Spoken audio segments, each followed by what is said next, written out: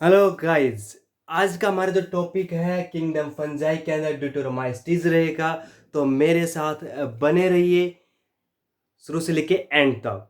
तो बायोलॉजी की पाठशाला बायोलॉजी अड्डा में आप सभी का स्वागत है। तो आज का हमारा जो टॉपिक है बहुत छोटा है, बहुत इजी है और सबसे इम्पॉर्टेंट है, क्योंकि नीट के अंदर सबसे ज़्यादा कई बार बहुत बार क्वेश्चन आ चुका है इससे रिलेटेड, क्योंकि ये सबसे ज़्यादा डिफरेंट है। तो मैं कई आपको जो भी कोई टॉपिक पढ़ाता हूँ तो आपको मैं काफ़ी चीज़ें कुछ हिंट देता हूँ कि ये इससे सबसे अलग होने की वजह से इससे क्वेश्चन बनते हैं। ठीक है ना। आने वाले टाइम में भी आपको हिंट देता रहूँगा कि इसमें जो नीट के जो एग्ज़ाम होते हैं आपके मेडिकल के, डॉक्टर बनने के लिए आप डॉक्टर बनने जाते हो, तो उसमें सबसे इम्पॉर्टेंट टर्म्स पॉइंट्स कौन कौन से आते रहते हैं और आने के जो चांस हैं वो कितने परसेंट उसके होते हैं। तो आज हम डिटरमाइसिस में सबसे ज़्यादा इंपॉर्टेंट है ये किंगडम फंजाई के अंदर। इसका सब मेन रीज़न क्या है, क्योंकि वो मैं आपको बताने वाला हूँ रीज़न। तो डिटरमाइसिस क्या कहता है? डिटरमाइसिस क्या कहता है? Commonly known as imperfect fungi.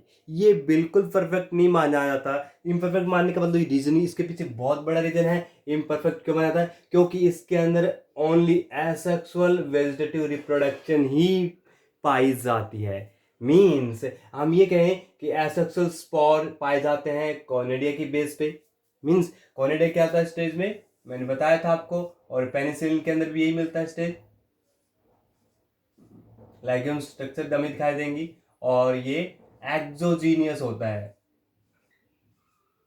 Exogenous सोचते हो आप? ऐसे हमें लाइगेम स्ट्रक्चर देंगी, इसके अंदर स्पोर होंगे।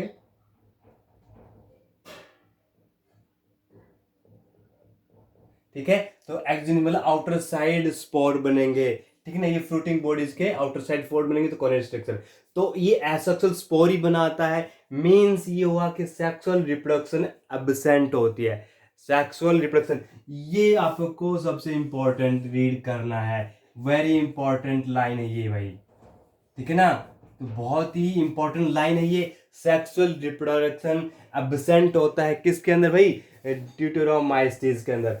ठीक है ना। इसकी वजह से ये दूसरे जो एस्कोमाइसीटीज, फाइकोमाइसीटीज और बेसिडोमाइसीटीज से बिल्कुल अलग होता है। मींस किसी कोई इसके अंदर कोई ऐसे फंजाई मिल जाता है जिसके अंदर सेक्सुअल रिप्रोडक्शन आपको दिखाई दे रही है, तो आप उसके बिल्कुल रीड नहीं करना है, आपको वो मना कर देना है। मींस क्यों? क्योंकि जो साइंटिस्ट है किंगडम फंजाई है वो कहता है कि इसके अंदर सेक्सुअल रिप्रोडक्शन पाई ही नहीं जाती। यदि बाई चांस हमें किसी के अंदर ऑप्शन दिखाई देता है सेक्सुअल रिप्रोडक्शन का, तो उसको हम यहाँ से उठाकर एस्कोमाइसीटीज, बेसिडोमाइसीटीज और फाइकोमाइसिस के अंदर लेके जाके शिफ्ट कर देते हैं। मींस इसके अंदर आपको किसी भी सिचुएशन में आपको सेक्सुअल रिप्रोडक्शन नहीं दिखाई देगी। तो सबसे इंपॉर्टेंट, सबसे परफेक्ट लाइन यही आपको लर्न करनी है इसके अंदर। उसके बाद बाकी आप छोड़ सकते हो।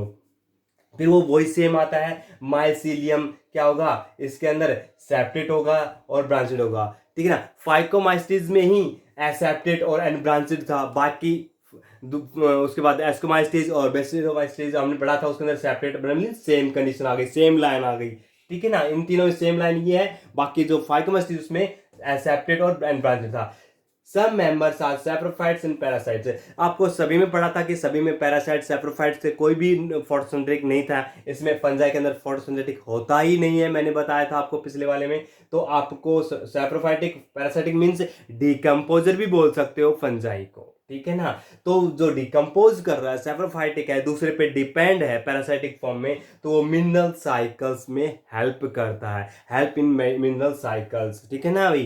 तो आप याद रखना, ज्यादा बड़ा नहीं है तो आपकी पॉइंट्स है। फिर इसके अंदर आज बात आती है एग्जाम्पल में बात करते हैं। तो ये डिजीज काज करता है प्लांट के अंदर, एनिमल्स के अंदर, ठीक है ना, और ह्यूमंस के अंदर भी। तो मैंने एग्जाम्पल दिए हैं। अल्टरनेरिया जो अर्ली ब्लाइट ऑफ पोटैटो के अंदर मिलती है।